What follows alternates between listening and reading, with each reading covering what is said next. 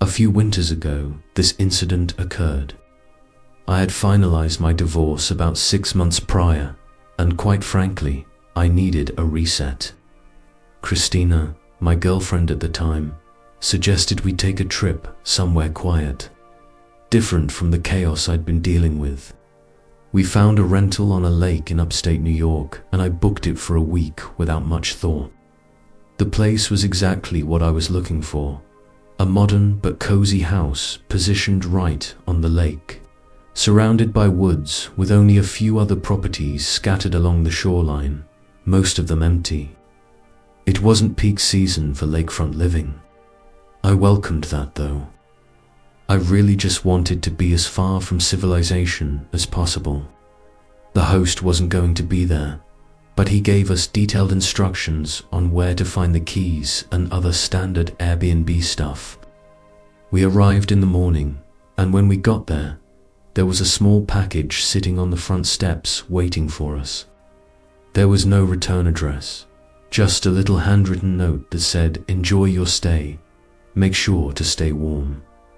That part was kind of cute, but there was something else in the package, a tiny box of matches. We figured it was some kind of welcome gift, a weird one, but harmless enough.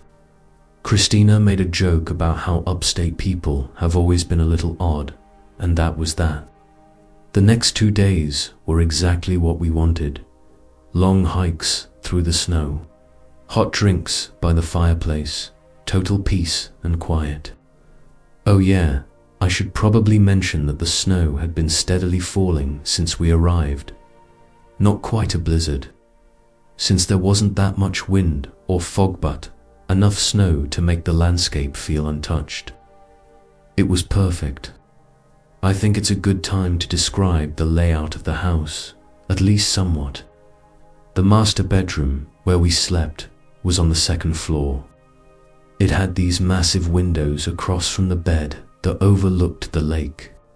The roof, or at least the windows, must have been pretty thin because we could hear the patter of snowflakes from inside, which was a really nice touch. There was also a skylight in there, so we could fall asleep to the beautiful sky and snow. Sometime after midnight on the 3rd night, I woke up to a sound. It was barely audible over the sound of the wind and snow. The first thing I noticed was actually the storm. The snowfall had gotten considerably heavier since I'd fallen asleep, and the outdoors was starting to resemble more of a blizzard. I shifted my focus back to the sound and realized why it stuck out. It sounded man-made, almost mechanical, unlike the natural sounds you'd expect to hear out in the wilderness. I quietly got out of bed, careful not to wake Christina, and made my way across the room. I looked out the window and saw the last thing I expected to see, a snowmobile. It was moving slowly across the ice. I know it's not the most abnormal thing. People drive snowmobiles on frozen lakes all the time, but I was just so confused given how late it was. As I said, the snow was falling more heavily now, so visibility wasn't great, but I could still make out the shape. The driver was moving cautiously, like they weren't completely sure about the ice, and then they just stopped entirely. I watched as the person climbed off and started waving their hands like they were in distress. It looked like they were shouting, but I couldn't make out what they were saying. To my horror, I realized that they were facing in the direction of our house. Did they know we were there? It was impossible either way. But it looked like they needed help, so I woke Christina and told her what was happening. Then I got dressed, went downstairs, and stepped outside onto the deck. It was freezing, even with the layers I was wearing. As soon as I opened the door, I got hit with another surprise. The person on the ice was a woman. I could tell because she was shouting for help, saying thank God someone's there and repeating that she'd lost her little boy somewhere in the snowstorm. It sounded like she was crying or borderline hysterical. It wasn't a question of whether or not I'd help. If there was a child out there in that weather all alone, they weren't going to last long. I laced my boots and made my way toward the lake, telling Christina to stay inside. As I approached the woman, I started to make out more details of her appearance. She was bundled up in a thick fur coat, and her hair was pulled back into a tight braid. The ice was completely solid. There wasn't even a chance of falling through, so I started to relax, knowing that it would have been impossible for that little boy to have fallen through. As I got closer, she started saying that he had run away from home and that she was looking for him. That statement gave me some pause. I had expected her to say something like he had fallen off her snowmobile and she hadn't noticed. And then I started to think about how ridiculous even that story was. How the hell do you not notice your own kid falling off a snowmobile? The adrenaline must have been clouding my judgment because I hadn't even thought about that until right then. I was just about to ask her for more details when she said something that literally made me freeze. She asked me if I still got those matches, and I could tell she was smiling. For a split second, I had no idea what she was talking about. And then it all clicked at once. The matches, that package from the first day, the note. She had left it, not our host. Before I could react, she reached into her coat and pulled out a gun. She demanded my wallet and phone, and I gave them to her. I had no other choice. The whole interaction happened within the span of not even 30 seconds. Without another word, she climbed back onto the snowmobile and disappeared into the whiteout. As she was speeding away, I turned towards the house and ran as fast as I could on the ice, shouting for Christina to call the police the whole time. She was already on the phone with them when I finally made it back to the house. I locked the doors and paced the room, still shaking. I kept looking outside, half expecting to see that snowmobile circling back. The cops showed up about an hour later. By that point, the fresh snowfall had already covered any track that woman had left behind. Christina was hysterical, but I was mostly angry. I had come here for peace. I couldn't think of a reliable way that woman had gotten her snowmobile onto the lake, so I expected the police to at least find the vehicle abandoned somewhere. Unfortunately, I was wrong. The police searched the area and found an old boat ramp on the far side of the lake. Their best guess was that she had come from there. I was furious and insisted they keep looking, but they told me the same thing I already knew. There wasn't much they could do. Even if she left something behind, they'd never find it in all the snow. With Christina's help, I tried tracking my phone, but by that point, it was already offline. The one good thing about the whole ordeal was that the Airbnb host refunded the entire trip. He sounded genuine on the phone and confirmed that he knew nothing about a welcome package.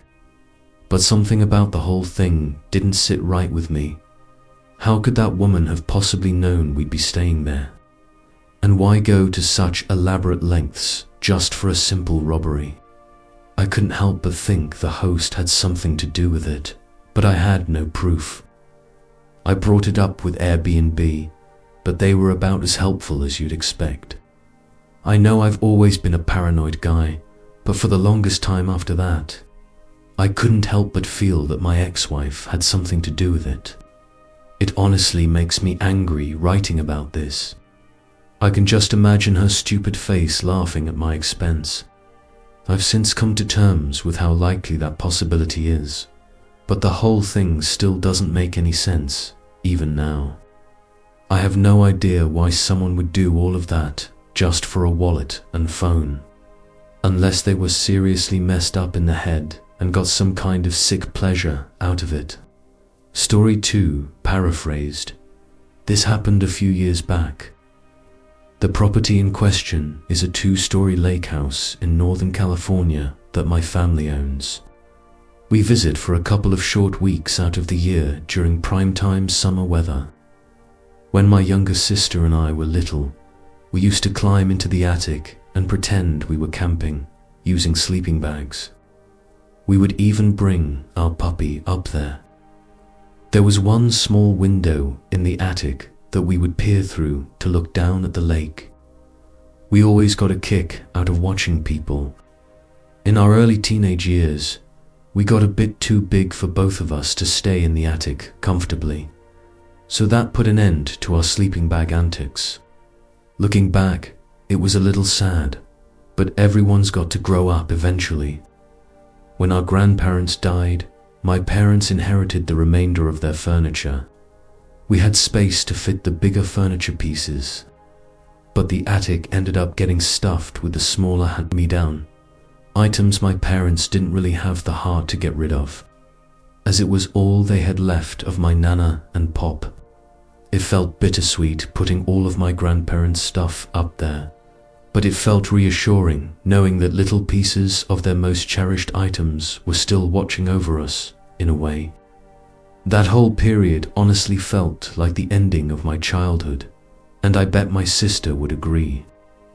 As we got older, it got harder for my family to make it out to the lake house due to my studies and my parents' work. At best, we could all maybe get a singular week off for a family trip, but nothing beyond that. My parents didn't really want to rent it out during the many months we weren't there because they were scared of getting their antiques ripped off or broken by sketchy tenants. So, for most of the year, it was more or less abandoned, only really being kept up by the landscapers my parents had to deal with. A few years back, they met a local elderly veteran now working as an antique craft restorationist, and eventually signed a year-long lease with him, trusting him not to rough up the place. He was a small, disfigured man with white hair and one of those gruff, greasy beards we all thought looked a bit bizarre, with a really off-putting voice to match. But my dad bonded with the guy over his military background. Grounds my dad told us reassuringly that none of us understood what it was like to lay your life down for your country, and that guys like him were deserving of a good deal on a place to stay. We didn't really have a say in what my dad decided to do, but I can tell firsthand that this elderly man seriously creeps me out. Besides just that, we were all a bit sour about my dad signing the lease with the guy because it also meant that we wouldn't be able to visit the lake house in the summer. Anyway, my parents could use the extra cash while putting us through college, so my sister and I got over it, even though our parents trusted him to keep the place from burning down. They would periodically check in on him through a little prodding from the landscaper workers. Plus, my parents had to make sure he hadn't fallen or had any issues that had gone unnoticed. These indirect check-ins seemed like the perfect solution. We stayed out of his way, but still got peace of mind. You might call that a little invasive, but this guy was getting a great deal on the place anyway. I guess an elderly crusty guy in his twilight years couldn't really care less about occasional questions from laid-back landscapers now and then. It wasn't like he was going to be able to physically keep the lake house in shape by himself anyway. My dad reasoned that his rent at least covered the maintenance, despite it looking like he'd been a decent tenant. That all went out the window when the maintenance guys pointed out his predatory behavior to my mum over the phone. They told my mum that while doing landscaping for the neighbors' yards, they'd often spot him sitting weirdly on the porch, staring at the children by the lake. They said they had caught him doing other things too, that I don't really feel comfortable repeating. My mum was a real saint and absolutely loathed the idea of a disfigured old man eyeing children while being a tenant in her beloved lake. For months, she talked my dad's ear off about it until he couldn't take it anymore. I still remember my mom screaming at him about how irresponsible it was for us to be accommodating a potential predator. My dad finally cracked when the end of the year-long lease was up. My dad tried to let him down easy. He had high respect for him as a veteran. My dad lied and told him that they planned on having some work done to the house that would leave him without electricity or plumbing for a few months. The guy left without too much of a fuss. It wasn't like the money my parents had made off of him was great. They assumed he'd be able to find another spot just fine. My mum told my dad to stop worrying about him so much. My mum wanted him out of there as quickly as possible, so they even paid the landscaping guys a little extra to help him grab his belongings.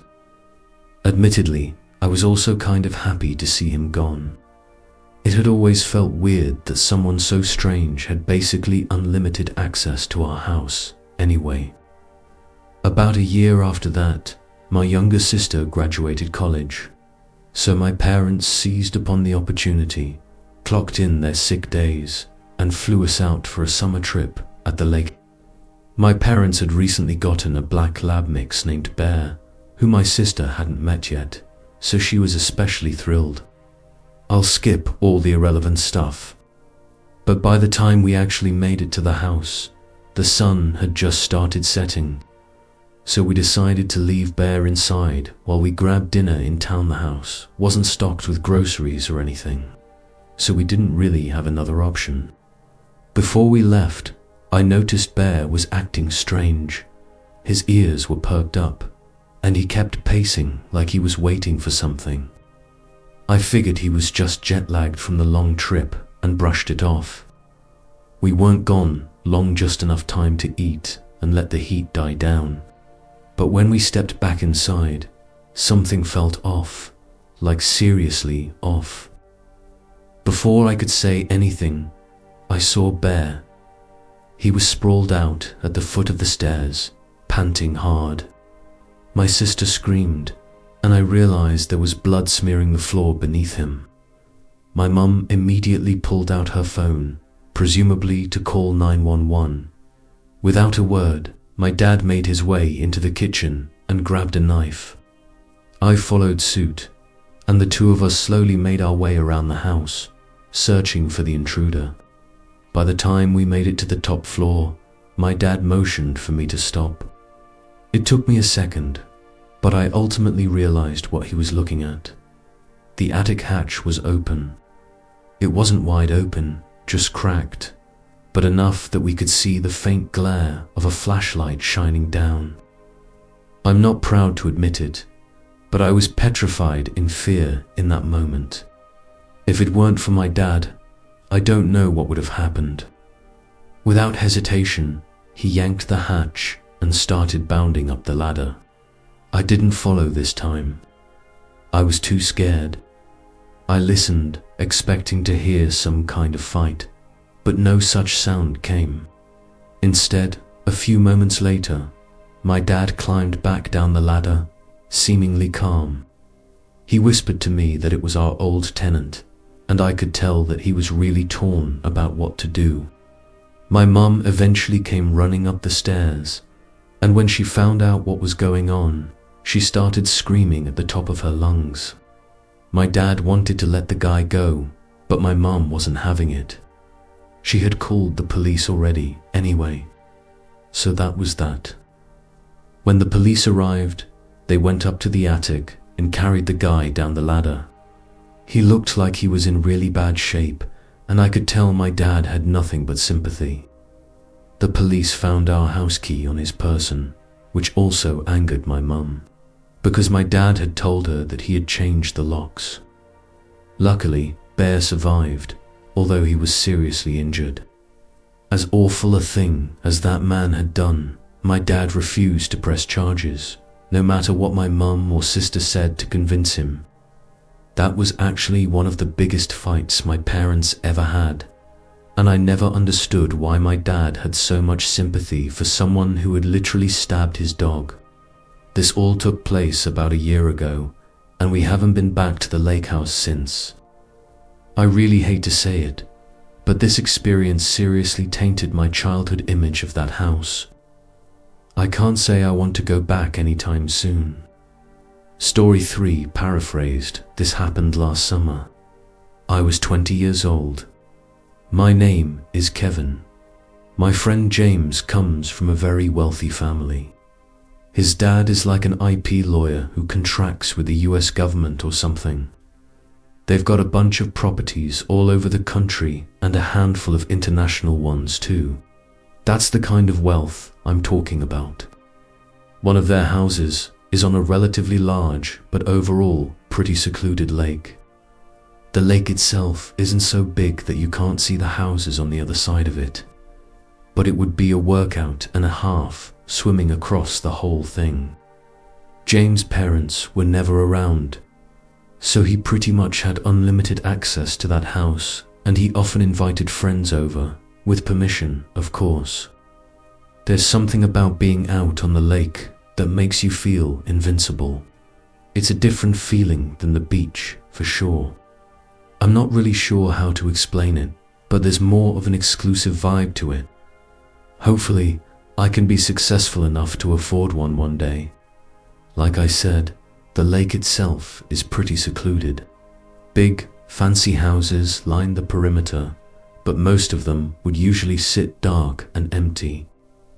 A lot of them were vacation homes for people who barely even use them. It's honestly kind of a shame thinking about it. There are upsides to that though. James would throw the craziest parties there because there were usually no neighbors to call the police. This night was different though. It was just the two of us having a more chill night.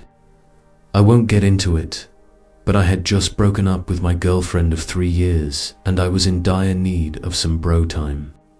We were having a few beers out on the dock when I noticed a light flicking across the lake.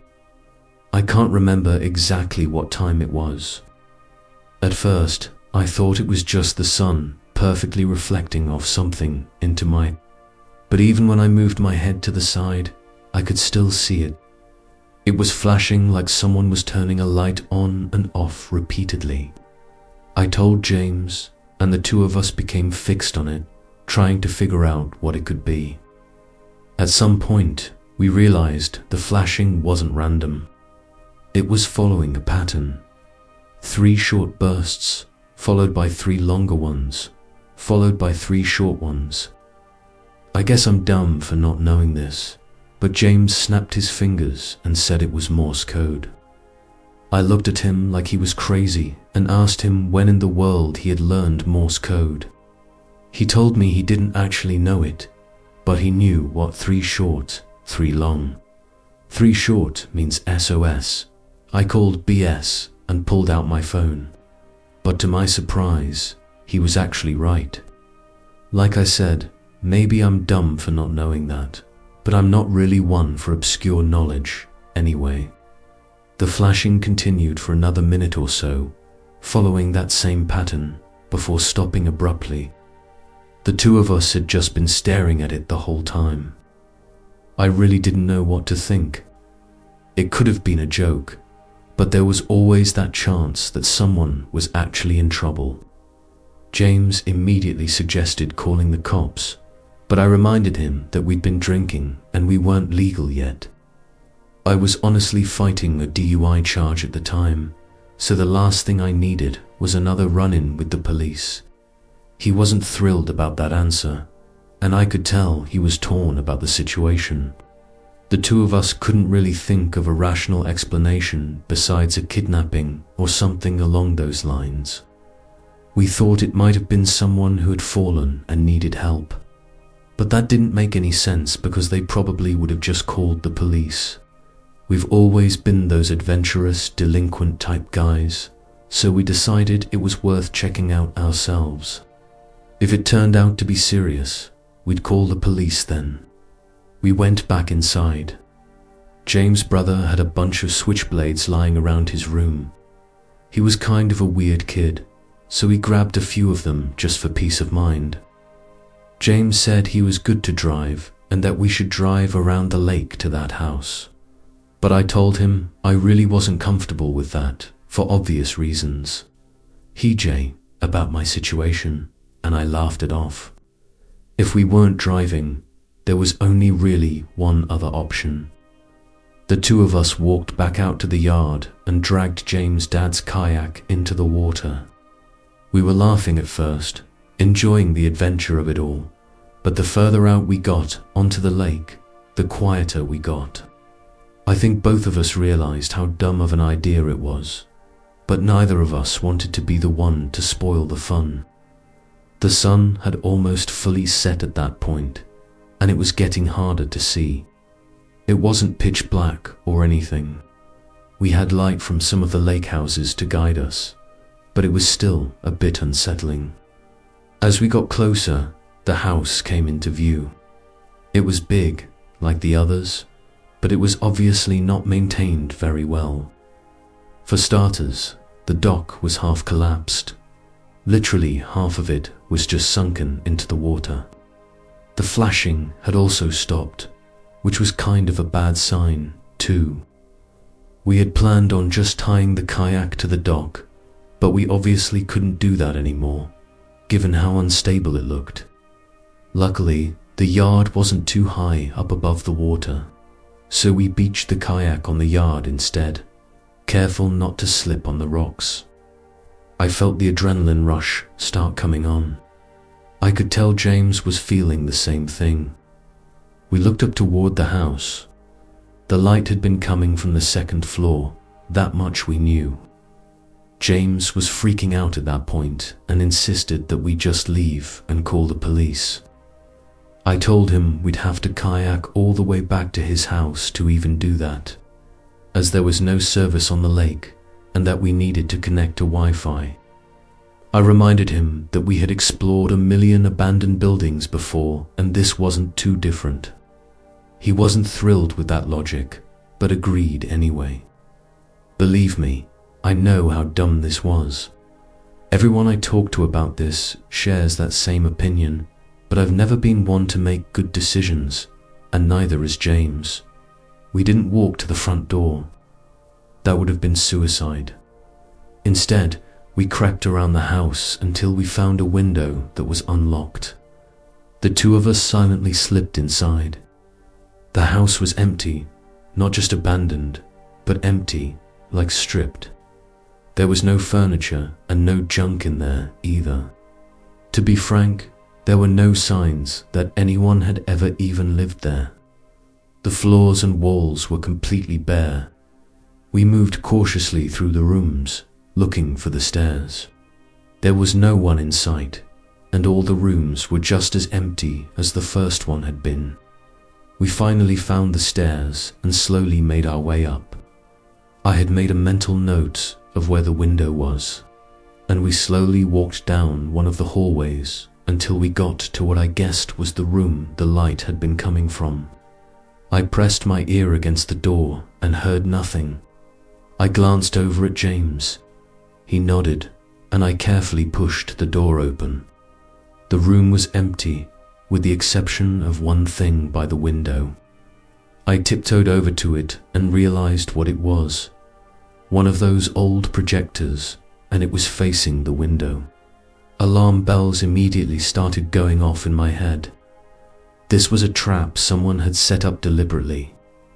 James must have realized the same thing because I just heard him start sprinting back the way we had came, not even trying to be quiet. I turned without another thought and followed him. As we were running down the stairs, I heard a door, presumably a closet door swing, open from the room I had just been in, followed by rapid thumping sounds.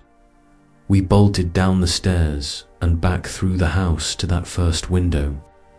James jumped through, and I was next. As I was climbing through, I heard those footsteps from behind me again, bounding down the stairs. I didn't even look.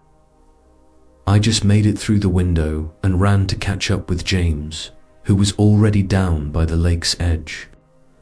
As I was running to catch up to him, I heard him curse, and I quickly realized why. The kayak was gone. I turned and, From the side of the house, there was a person running toward us.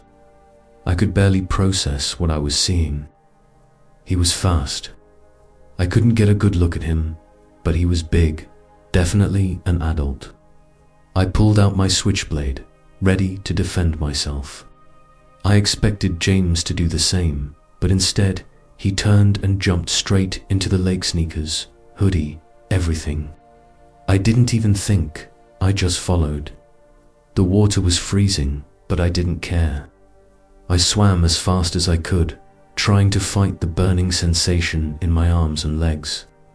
We swam toward the light from James' house, which looked like it was miles away. The swim felt endless, but on pure adrenaline, we made it. By the time we dragged ourselves onto James' dock, I thought I had hypothermia. I don't think I've ever been that cold in my life. We ran straight inside, locked every door, and called the police. It took them almost an hour to show up. It was honestly kind of outrageous. When they finally did, they went straight across the lake to investigate. They were over there for a while, but when they came back, they told us exactly what I expected to hear, that there was no one there. They confirmed this house had been abandoned for years.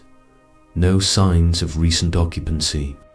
No footprints, no gear, no personal belongings, just an empty house. They weren't happy with us. They gave us the whole "why didn't you call for help" speech. James' parents were even more pissed when they found out. Let's just say I wasn't invited back to the lake house after that. James told me his parents were threatening to sue the town for allowing something like that to happen, and the police for refusing to investigate further. As for me, I still don't know what happened that night. I don't know who was in that house, or why they set that trap, or what they planned to do if we hadn't run. I don't think I want to know. Most of my friends agree that it was a trap and think that whoever was planning the whole thing got cold feet at the last minute. I really don't want to think about what would have happened if they had gone through with whatever they were planning on doing.